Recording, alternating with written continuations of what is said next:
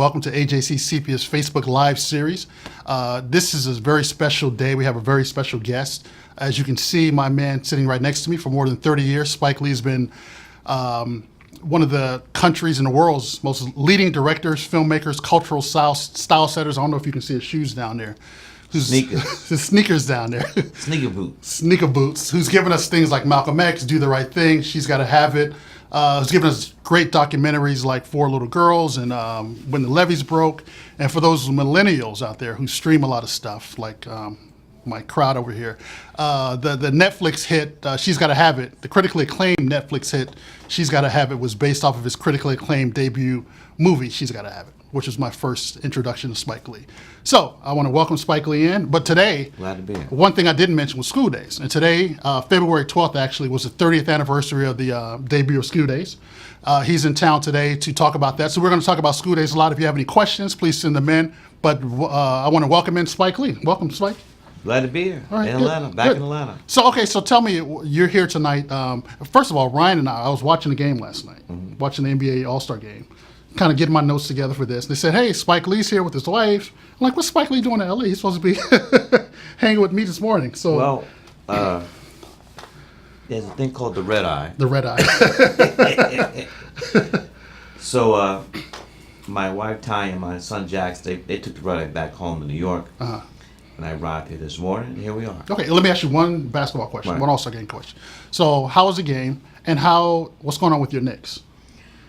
I know you're a big Knicks fan. Well, Everybody knows you're a big Knicks fan. Our main guy, the future of the franchise, Porzingis, towards ACL, and that's a very rough injury. He probably won't be back a year from now, and it's always questionable, how people bounce back from that. And the game was great, but the thing about NBA All-Star Weekend is really a social calendar date. Yeah. Black America. Yeah. So everybody's there, Everybody's no matter where it is. Next year it's going to be in Charlotte. Okay, yeah. But so Georgia's going to host it next year? Yes. So you see everybody. And so it's like I say, so even homecoming where everybody comes to that city and just so the game is almost like an afterthought. Yeah. All right, you mentioned homecoming, so let's talk about School Daze. So first, tell us you're here tonight. You're going to be at the Fox tonight. Talk about a little bit of what's going on at the Fox. Yes, we're having a 30th anniversary screening tonight at the Fabulous Fox. Fox. The Fabulous Fox here in Atlanta, Georgia. And we had 2 sold-out screenings in Band, the theater in Brooklyn. So people on my Instagram were saying, like, hey, Spike, why you dissing Atlanta? You went to Morehouse and all that stuff. We shot the film here. I said, bet. So called down the Fox. We worked out the schedule, and I think it's gonna be a historic night tonight. What I do love is that this film has spanned generations. Okay. And also what's special is that a lot of people tonight have seen the film, but have only seen it on VHS. Yeah. Or DVDs. They've never seen it in the theater. And it's going to be like 3,000 people. Yeah. And also, I'm encouraging people to cut up. Are you telling people to do the butt? Get in the aisles and do the butt? Stand up, do the aisle, do the butt, sing, word for word, say the dialogue. Because anybody seen this for the first time tonight? Yeah. SOL, I'm sorry. What's it going to be like if watching? I have it, it's like growing up. Did you ever see the Rocky Horror Show? Sure, yeah. Where people interact. Yeah. It's going to be interactive. But from an African American perspective. All of our movies are interactive from an African American And sometimes that's bad. I mean, if you want to hear the dialogue, I know there were some white audience members, movie viewers, that said, you know what? I want to see Black Panther, but I'm not going. Because I want to hear the dialogue. So I'm going to go maybe next week. Because I know these black folks coming out. And I won't be able to hear a word of dialogue. But that's not a stereotype. That's 100. Do you like people doing that in your movies? School Daze? Not the first time. Okay. I was 30 years old, so come on. Okay. But Nah, I think dialogue's important. Yeah, of course, yeah. But we like that comes from church. Yeah. Call response. Yeah. So we talk to the screen. The funniest thing, people don't notice about the title Get Out. Okay. Get Out comes from the history of black people in horror films. Yeah. There's only one black person. And so he's getting killed. Yeah. So we're looking at we know Brother Man's getting killed. So we're like, get out! Don't open that door! Don't turn that's where the title comes from. Yeah. But people don't know that. Yeah. They're just like, nah, get the F out. Because you're about like, even in The Shining, Scatman Crothers, Jack Nicholson has. I forgot Scatman was in there. Yeah, he's the one that got the axe in the chest. Yeah. I forgot. Scatman, get out! Yeah. Jack Nicholson around the corner with his axe. Like, what? That's where the title comes from. Okay. I mean, that's I think interactive. So okay, let's talk about the process a little bit. I'm gonna get a little geeky. Nah, I mean, but good. Your School Daze came out of a script you wrote at Morehouse No, not Morehouse. At NYU called Homecoming. Yes. Okay. Called Homecoming. The first feature-length script I did was after I finished, went to Morehouse class 79. Mm-hmm. Then I went to NYU Graduate Film School. Okay. So the first feature-length script I wrote is Homecoming, which eventually became School Daze. Okay. But I did not. I mean, no one knew who I was. I could not raise the money, so I scraped together $175,000 for She's Gotta Have It. And only when that film made $8.5 million, only cost $175. Okay. So $175,000. So once I had success from She's Gotta Have It, then I was able to go back and work on its Homecoming again, which eventually became. There's a poster there I'm pointing to, which eventually became School Daze. Okay. So School Daze is my 4 years in Morehouse, jam-packed into Homecoming weekend. Okay. At the fictional school, Mission College. Mission College, yeah. Mm-hmm. So why did you want to encapsulate your Morehouse experience into a movie? And did you think that was a risky thing to do on your second movie? It was your first studio movie, obviously. Yeah, but it wasn't risky. I Okay. mean, I'm a filmmaker, and that's why I wanted. I mean, that was the first thing I wrote. Okay. I knew that. I'll answer that question. Okay. Today, here's the best way I can answer that question. Okay. Today, people come up. Today, 30 years later, people still say, "Spike, you're the reason I went to a black school." Okay. Because of that film. Okay. I didn't even know they were black schools. You're the reason why I went to college. You're the reason why I'm in this job, whatever, because that film really changed people's lives. Mm-hmm.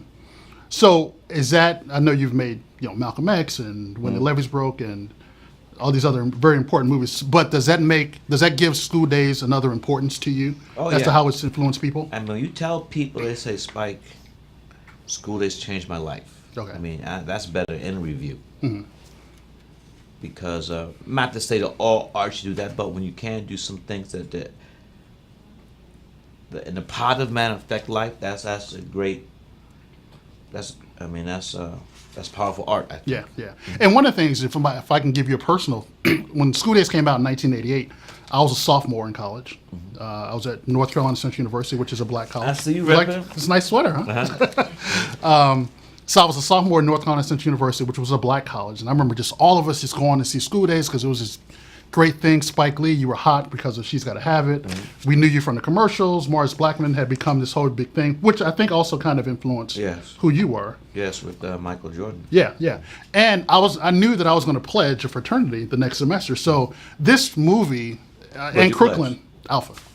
Yeah. A-Phi? The first of all black Greek fraternities, founded in 1906. But hey, you're not lying, so plug it. It's the truth. Yeah, exactly. But this movie spoke to me specifically because I was in college. I was at a black college. I knew I was going to pledge. So it's one of those, I think that art can also have a very, very personal, like you said, have a very, very personal effect on the person. Mm-hmm. And I always thought, I was probably more of a Big Brother Almighty character, but I was probably more of a half pint in college. Was that a Get No, Me which Girl? one is it? Big Brother Almighty or I Half think Pint? in my mind I was Big Brother Almighty, but in reality I was probably Half Pint. You know what he's saying? You know what he's saying? He's no pause. No pause, huh? No bars. Now, for those that haven't seen this, Yeah. but so funny though. We've had several anniversary screenings and people stayed in lines verbatim. But when that part came up, everybody at this said, "You ain't seen no pause." I mean, it was amazing. You know? And I was reading. I took a course of your films at Harvard, and I have all your books over At there. Harvard? At Harvard, yeah. At Harvard. I went to Harvard. I went to Harvard as well. I don't want to wear my Harvard shirt, but Thank you. I took the course. The Spike Lee course. I'm sure you know about. Right. And one of the things you read about is that you wanted, and one of the things that a lot of people probably don't notice, and that She's Gotta Have in the School Days are all black cast. Everyone in the movies, and both of those movies are all black, and you had an all black crew. How important was it for you to kind of like employ and give all these people a chance? Giancarlo Esposito is kind of the first time we saw him in your movies. Who else? I mean, Mekhi Phifer. Just you introduced us to so many different people in your movies. These kind of Spike Lee Do players. The Right Thing. That was Rosie Perez's first Rosie film. Perez, yeah. Martin Lawrence's first film. Robin Harris' first film. Jungle Fever was Queen Latifah's first film. Wow. A whole bunch of people. Oh, Halle Berry's first film was Jungle Fever. And Tracy's was her first film. She's Gotta Have It. Tracy came out with Yeah, that? I mean, a lot of people. She's Yeah, having their first film. Yeah. They were unknown, but it was something that was planned. That if I was fortunate and blessed to get opportunity, that I was going to make sure that we had people of color in front of it, in front of the camera, behind the camera, and I knew it was important too because historically the union's been set up Yeah. to keep us from getting a foothold in this very powerful medium. So that was by design. Okay. All right. I think we have a question, and we're going to come Yes. back. Yeah. This is Erica, one of our producers. One of our viewers wants to know if you have any thoughts about doing a short reunion film with the same cast, especially since most of them are still alive. No, what we're gonna do? People have talked about that. The thing that people talked about they want to see on Netflix. Yeah. I was gonna bring. that Not up. doing that. Okay. What about Mo Better Blues on Netflix? No, the next thing we're gonna do, we're gonna make School Days into a Broadway musical. Oh, really? And people said that already from the Okay. beginning. Said this is a musical. Yeah. So we're finally gonna do that. Okay. All right. Is that because of Yeah, you're right. I was going to ask you about that, but you took a risk in putting this as a kind of a musical with the straight nappy thing. My mother dragged me to Broadway musicals when I was a kid. So I've always musicals. My West Side Story is my favorite film. So I've always, a lot of my films have musical sequences, segments. Yeah.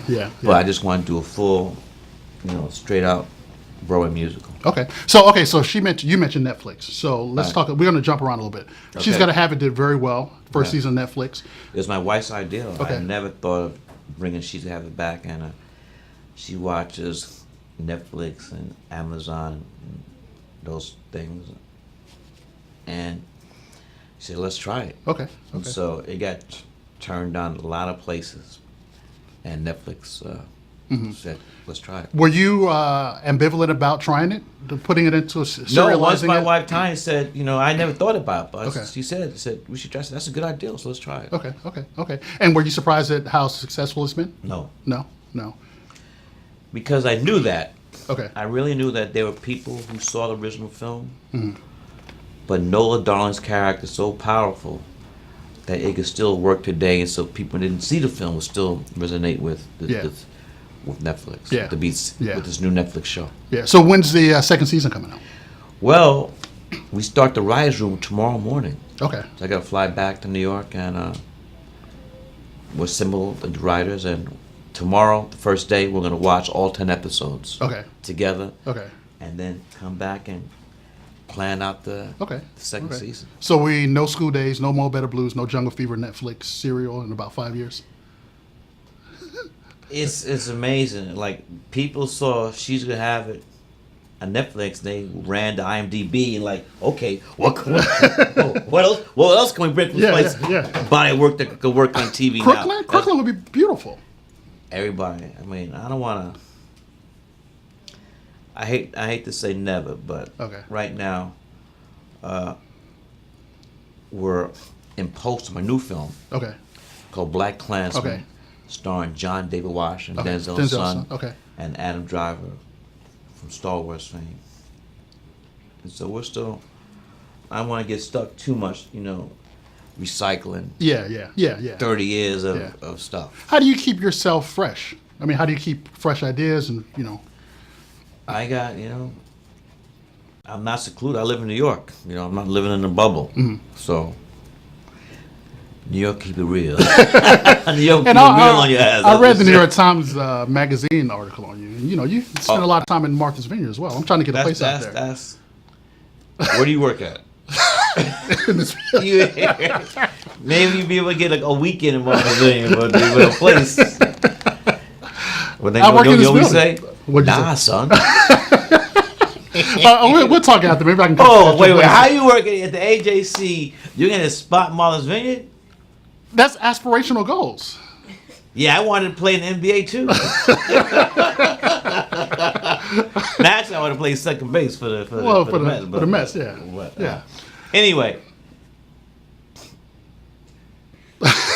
Nice. You get maybe a week. We get a house. All right, well, let me tell you what. We'll talk afterwards. We got the spot for you in Martha's Vineyard, bro. He got a place. I'm saying.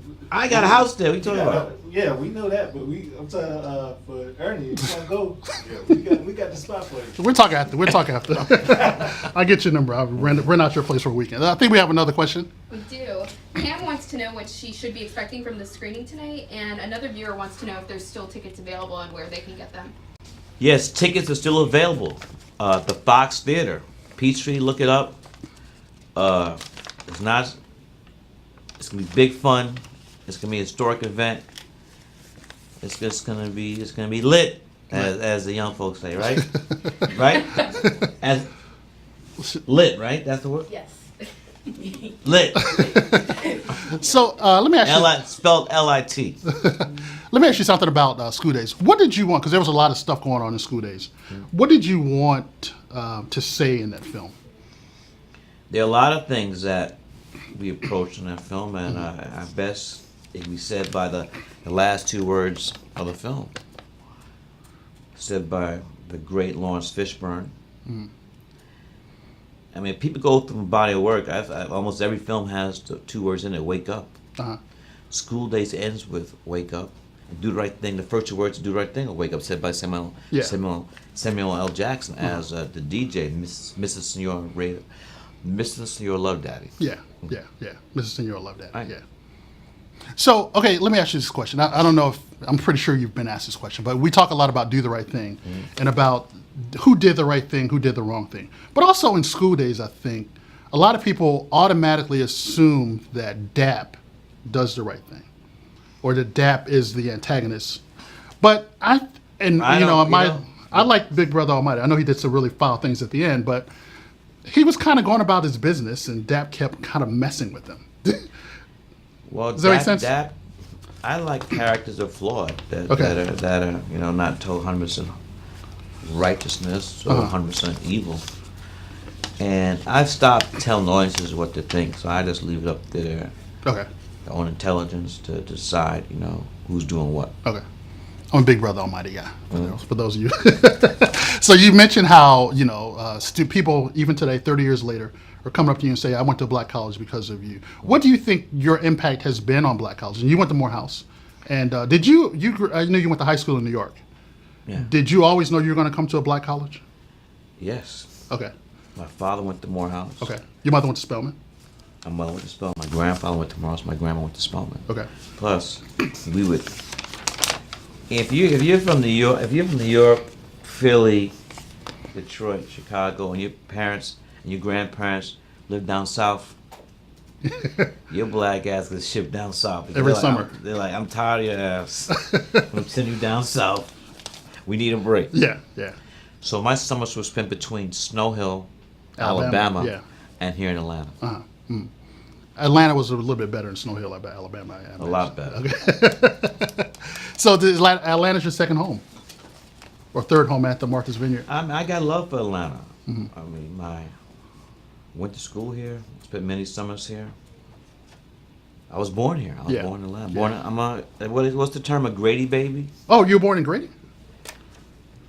Where else were black folks born in Atlanta? No, you don't. You don't expect Spike Lee to say I'm a Grady baby. That's the truth. you Yeah. know. Somebody's asked me, somebody says, where you born? You know, I don't front. I said, I was No, born no. in Atlanta. Yeah, yeah. It's like I was born in Brooklyn. I mean, it's raised in- just it's a record. Can't hide that. Yeah, Know yeah. what I want to. Yeah. So, do you keep up with what's going on at black colleges? Oh yeah, black colleges, you know, they're hurting. Yeah. They're hurting, and many of the states that have state-run black schools are still questioning the relevance. We brought that up in '88. I mean, Yeah. in that film, Yeah. School Days about the relevance of black schools, but we still need them. Yeah. Yeah. Yeah. Eric. And another thing that I think is very important, there's a scene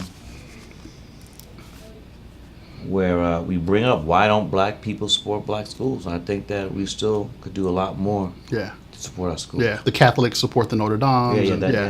Yeah. Yeah, Eric Sturgis is one who's in the audience there. He and I just finished a series on black colleges, and we got a lot of comments. And I mean, look at how many schools what schools are closed? Morris Brown, Morris Brown, Knoxville College, St. Paul's closed in 2013. Knoxville closed. Well, they lost their accreditation, so it's pretty much abandoned. That's the final nail in the coffin when you lose your Yeah, when you lose your That's accreditation, what happened in Morris Brown. Yeah, and I was at Cheney University, which is the oldest black college. I was there a day after they got their accreditation extended for a year. So I was there a day after they were going to close. So it's 101 black colleges now. Who knows what's going to happen. A lot of people are predicting that can be down to 35 in the next 20, 30 years. So it's tough. That's the way it's trending. Yeah. All right. So, you have a question? We have one more question from Okay. our audience. Joyce wants to know what your thoughts are on Black Panther. Oh, Black Panther's a bomb. I'm 100% support of it. Ryan knows that. We've had conversations, so it's a game changer. Okay. Game changer. So let me ask you this question. You started in '86 with your first commercial hit, She's Gotta Have It. And it was basically you and maybe Robert Townsend, a couple other black directors. Do you consider yourself kind of like the Godfather, Ryan and Ava, and what they're doing now? That's Oscar Michaud. Of course, like some I show. mean, you Yeah. got to go to the first, one. So I'm just happy for everybody, and I want people to understand that I want to succeed as a people, and especially, particularly in film. If that wasn't the case, I would not have been a professor of film at NYU the last 15 years. Uh-huh. I'm also a tenure professor, and a lot of people working today, came through NYU grad film. Yeah, So the more the merrier. So has there been a change? What has been the biggest change that you've seen in how blacks are portrayed in film since '86? Well, it's still, we're getting. Here's the best way to answer that question. Because people always ask me, not always, but it comes up, what is it going to take to really have a revolutionary change? And I think Black Panther is definitely have done that. But just as important is that we as people have to get in those gatekeeping positions. Okay. These are the people that decide what we're doing, what we're not doing. It's not just movies. We're here at Atlanta Journal-Constitution.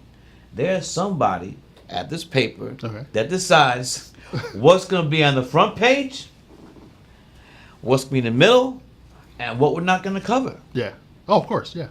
But those are the powerful positions. I mean, stuff that just happen. People decide we're making this movie, we're making this TV show. We're gonna cover black colleges. We're not. So those positions I call the gatekeeping positions. That's when I think that we'll have fundamental change. When we get in the room and able to have a voice when these very important decisions are made. Is it frustrating? You've been in the game for 30 years. You're, you're one of our greatest filmmakers, Thank you. black or white, whatever. Thank you. That doesn't matter. But does it also get frustrating when you're in the room and you don't see a lot of people who look like you making decisions? And Let me give the latest example. okay, When my wife and I, Ty, were trying to shop School Days. Excuse me. When we she's trying- got to have it. I get it mixed up. I'm dyslexic. Keep slipping. Yeah. Now, when my wife Ty and I were trying to shop, she's gonna have it. Several places. The only place where there are black people in the room was where it got made. Okay. Netflix. Okay.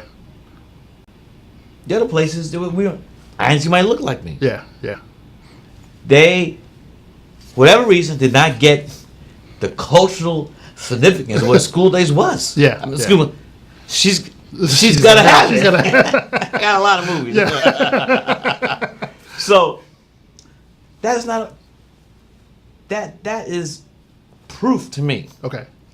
that when you're shopping stuff, when you're trying to get something made, if somebody looks like you in a room, there's a good chance they'll have a better understanding of what you're trying to do, what this thing is. The other people, they didn't know who Nolan Darling was. Yeah. They didn't yeah, understand yeah, it. Yeah.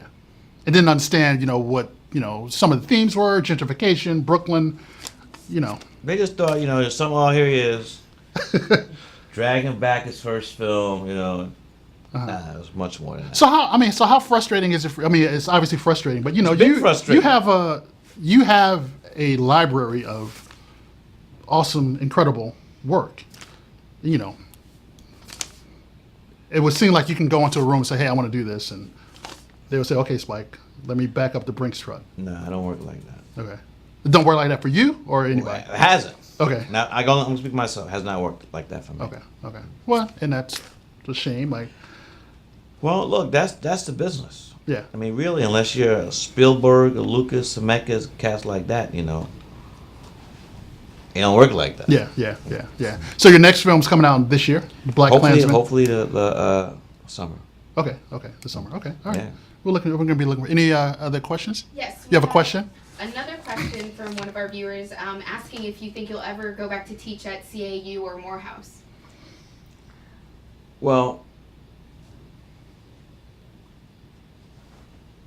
that's a commute. And before I started teaching NYU, I taught at Harvard, which was like the shuttle from. Shuttle, yeah.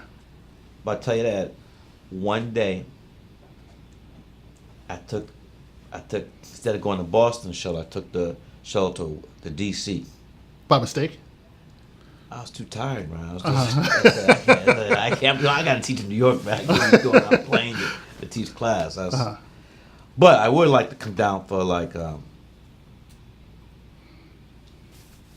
couple days. Yeah. But people got to ask. Yeah, no one's asked. Has anyone? I want to ask you on behalf of North Carolina Central University, where I went to school, All right. to come and teach in our our program. People ask. I'm up for it. Okay. We We've get got another question from Facebook. Okay. Pouring in. All right. Kimberly wants to know if there's anything you've said or done that you consider maybe too controversial or that you wish you had a do-over on. I try to, move forward. It's not like kids growing up and you say do over. So you just learn from mistakes, keep stepping. Do you think you've been able to kind of learn? I mean, you're married now. How long have you been married? 25 years. Has that kind of like? Oh, marriage and kids changed everything. Yeah.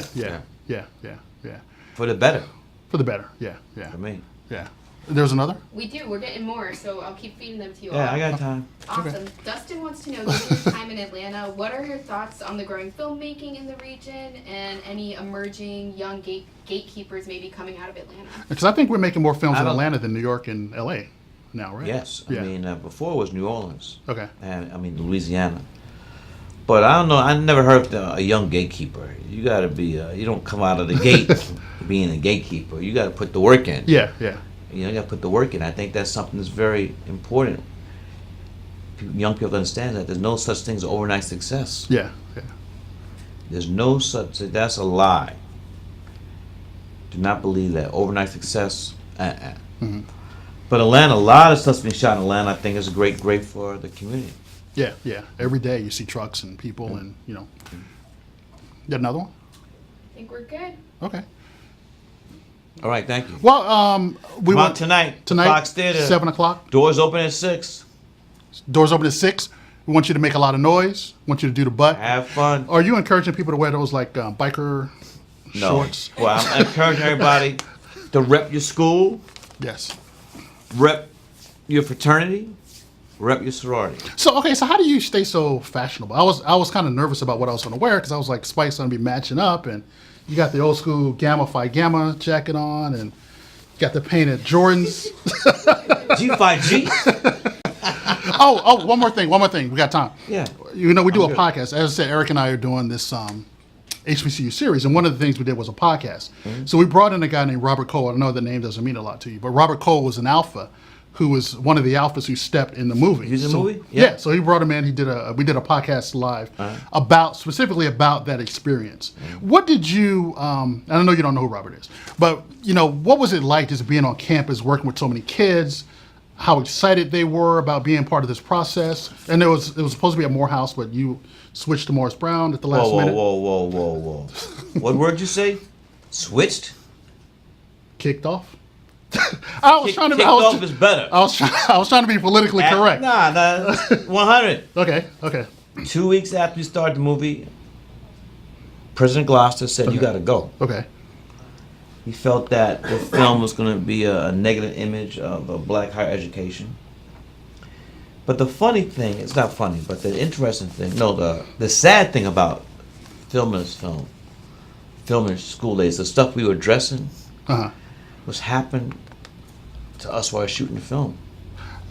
One of my saddest moments. Okay, I'm sorry, go ahead. One of my saddest moments is when I had a meeting with Dr. Gloucester trying to see if he could just think about kicking us off campus. And he said to me, I don't like the actor, the late great Joe Seneca. Joe Seneca said, yeah.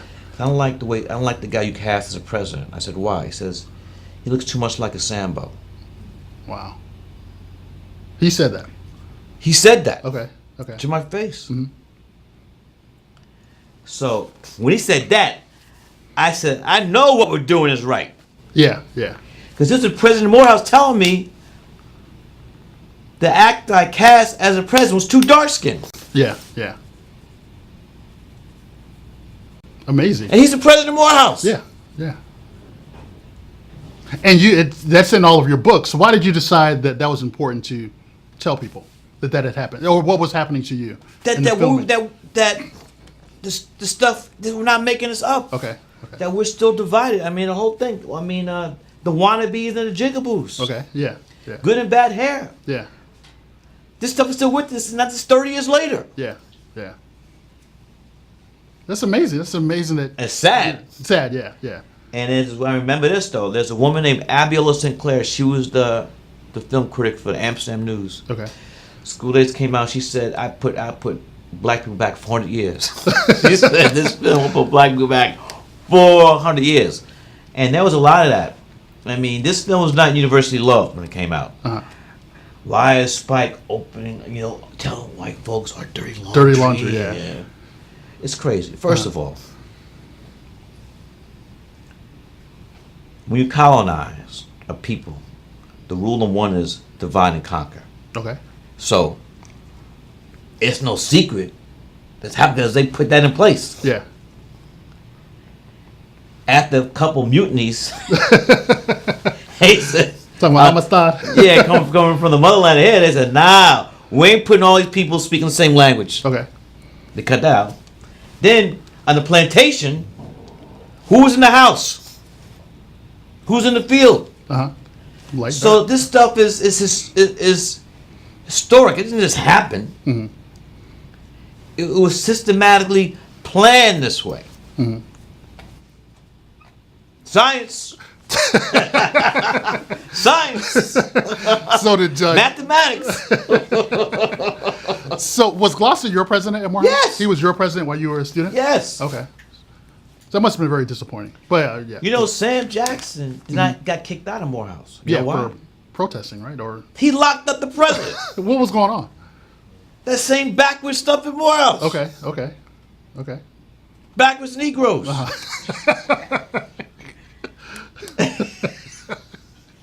I'm telling you. So this movie needed to be made, or or the themes needed to be talked about, and they still need to be talked about. Yes, but I still want it to be entertaining, though. Yeah. You know, as I said, I jam packed. I mean, you know what you went, but a homecoming at a black school. Yeah.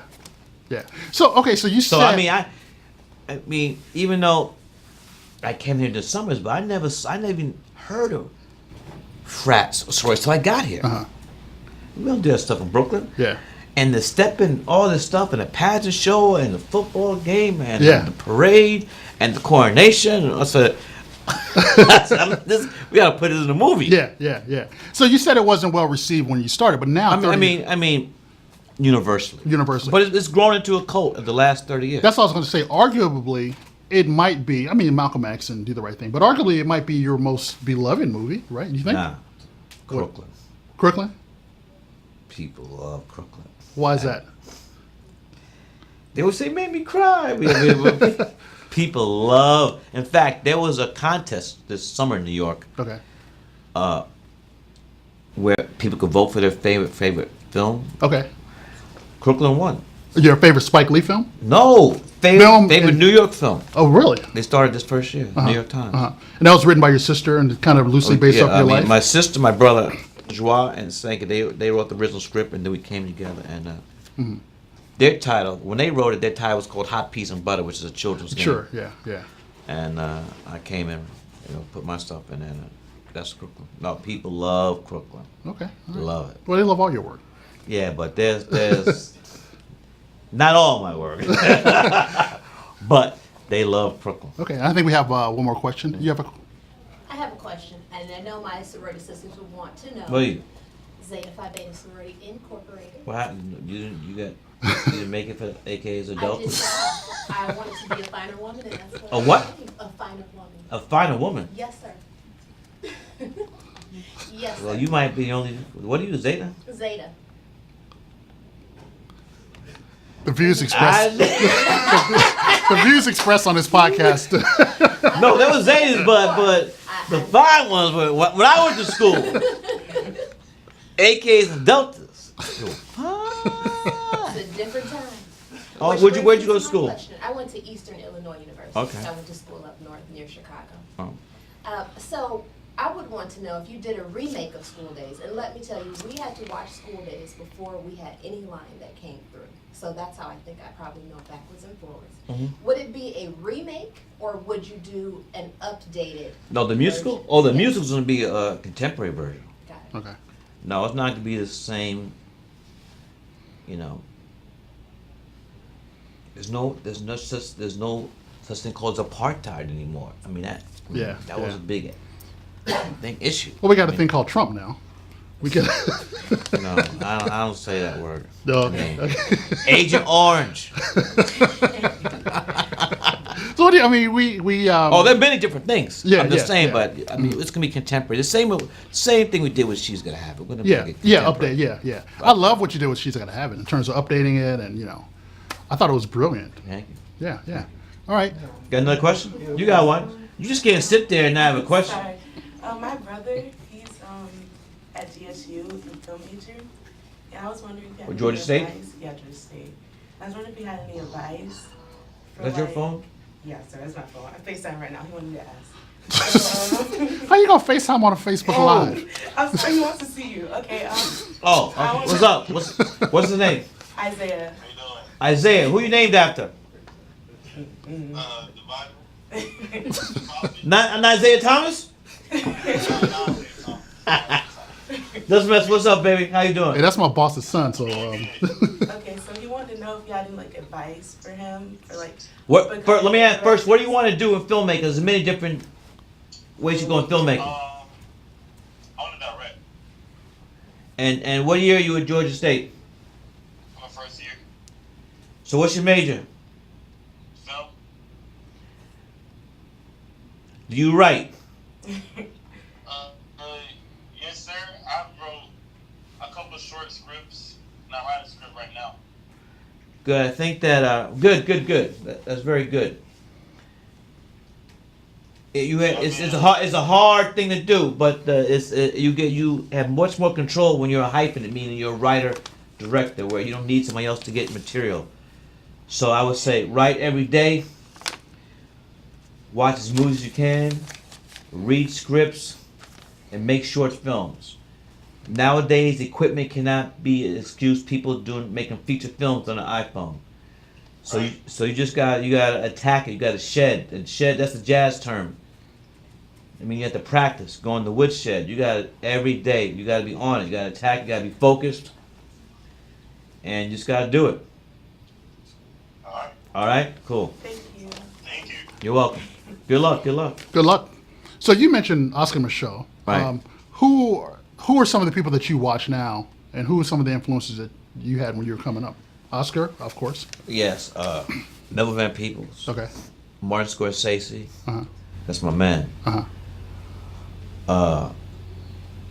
Elia Kazan, Kurosawa, great Japanese filmmaker. Uh-huh. So those. And She's Gotta Have It was kind of based on some of his work, right? Well, the premise The of premise. Rashomon. Yeah. You know, where something happens and various people get their own Different viewpoint, takes on it, different yeah. takes what happened. Yeah. So any other questions? I do have a question for the director. You said earlier, like, some of your work people may not have liked.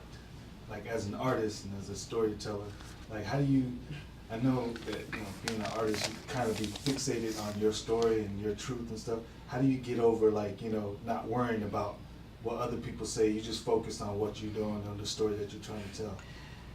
You have to have a belief in the truth you're trying to tell, and understand that there are many different circumstances that affect how a film is received, how it's released, when it's released. I mean, School Days, a lot of people relate to that. People relate to Bamboozle, Yeah. Yeah. So there's several. Sometimes people just catch up; they get it later. 25th Hour is another film like that. Mm-hmm. So you make your film, you put your art out. You can't control how it's going to be received, and you just move on to the next film. That's why I've been able to build this body of work, not really, fretting about what it is people say. Just move forward. Mhm. I mean, it also, I like to say, there are a lot of people do the right thing. They didn't. I mean, there was powerful people who wanted that film not to be released. Not to be Summer, released? yeah. Okay. Oh, Now, okay. it's based okay. on the summer because Yeah, they thought that this film would make black people riot. Yeah. So it's And they didn't want it to compete with Driving Miss Daisy. and what? So every now and then I just get No. irrationally mad. Just once a month I get irrationally mad that Do the Right Thing didn't win Best Picture in Malcolm X. And But here's the thing, though. Denzel didn't win. To win Best Picture, you have to be nominated for Best Picture. Well, there you go. I mean, that's for the Best Picture of the 80s. The whole 80s. I'm just going to say the whole 80s. It's not You get nominated? extended more than that. You got Okay. nominated for screenplay, didn't you, for that film? What? You got nominated for screenplay? Screenplay. For Do the Right Thing? And Danny Aiello got for Best Supporting Actor. Best Supporting Actor. Yeah. Lost out to Denzel for Glory. And I get irrationally upset every month when I realize that Denzel didn't win Best Actor for Malcolm X. Should have won for Fences, too. Should have won for Fences, too, yeah. Yeah. I have one last question Okay. about School Days. With the story, you were talking about like the subject matter of HBCUs and some of the turmoil that they experience as a school and university institution. Does it kind of like bother you a little bit now, like even 30 years later, 25 years later? It's like you see now HBCUs are still struggling with some of the same things that you spoke about so long ago? Oh, yes. I mean, black schools are that's who we are today. I mean, the people who've come through those schools. And if we lose, each one we lose, we're losing a piece of ourselves, we're losing a piece of our history. So, Why is it important for HBCUs to last? it's who we are. It's our legacy. It's our lifeblood. And somehow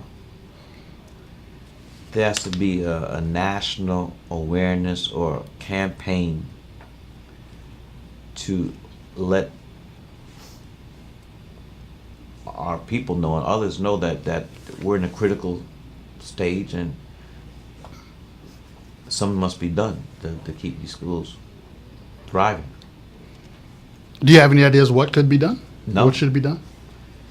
Now that people are smarter than me, but I think that's somehow we gotta come with the call to action. Yeah, yeah. Oprah Winfrey, somebody like that. She'll do it. She will, I hope. I mean, Yeah. people listen to her. Yeah, yeah. Well, she might be next president.